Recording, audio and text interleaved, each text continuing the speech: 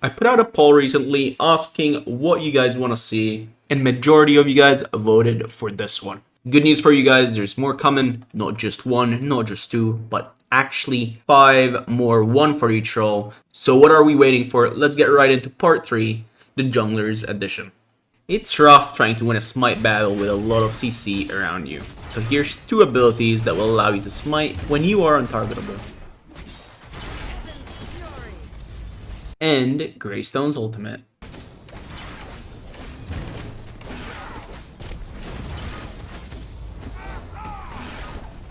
We all know how strong Aurora's wall is, but this little trick will make her wall even stronger without her being in a bad position.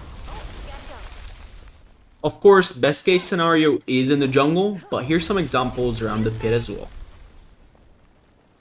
Did you know about this one?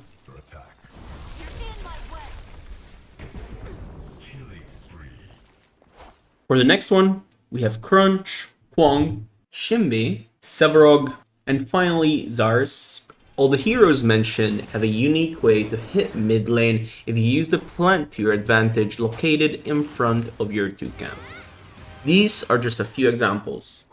This is not easy to do, so it will require some practice. However, it's easier if you have any sort of move speed or Gaia Greaves that allow you to jump further when you're being launched.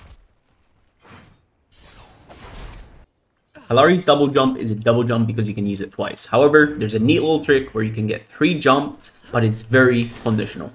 Pay attention to this clip where I get a jump, ult, and a double jump right after. However, if you double jump and then ult, you will not get an additional jump.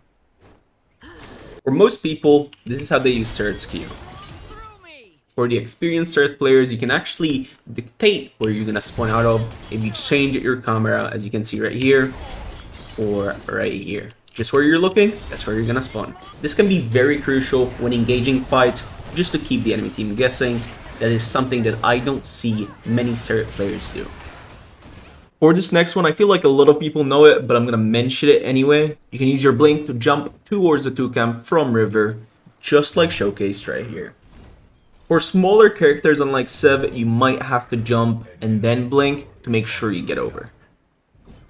Okay, so for all you basketball fans, this one might be your favorite. Did you guys know about this one? In fact, how many did you know so far? Let me know in the comment section down below. Something important about Serath, when taking Primal, you can actually dodge the Primal Breath with 2 of her abilities, making her the only jungler in the game who can successfully do it with ease. For example, you can do both this, or you can also go in the air. Here's another example for you guys, just so you better understand exactly what's happening. So that was the Q. You kind of dodge every single tick of the Q, apart like the last one. And I'll show you again what happens here on the E. As you can see, Primal does not reset, and you can still dodge it. Just like all cleanses in the game, High Cleanse can pre-cleanse any form of CC coming its way. Here's an example of doing it at the correct timing.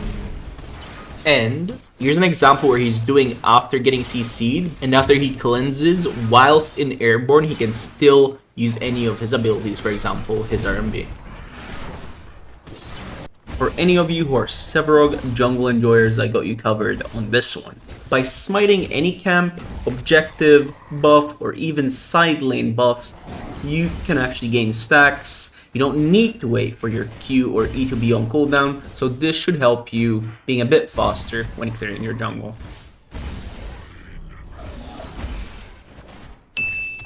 5 stacks, just like that. This was top 10 hidden mechanics you probably didn't know in Predecessor Part 3. Part 4 is coming soon, so if you guys do like these videos, consider hitting the subscribe button down below and leaving a like or a comment to show that you do like these kind of videos. I will see you tomorrow for another Predecessor gameplay video. Peace out, gamers. Oh yes.